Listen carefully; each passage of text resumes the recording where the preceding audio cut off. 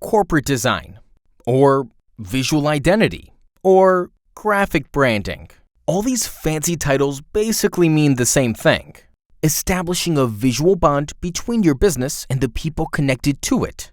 Employees, contractors, partners, but most importantly, your customers. Why is this so important? Well, company, business, or brand, these are just abstract terms, right? Until you give them some visual form that will represent them to the outside world.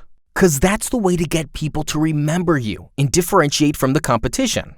And this is not just about a logo. The search for a perfect visual identity needs to start from much deeper grounds by defining the corporate colors, fonts, and basic shapes. Based on these core elements, a logo is created. And, of course, an IT security company will probably use a different set than a nonprofit ecology organization. Now, any additional materials, prints, or merchandise must be created on the basis of the new graphic fundamentals. So, letterheads, envelopes, business cards, mugs, t-shirts, or even cars, all these should respect the defined styling.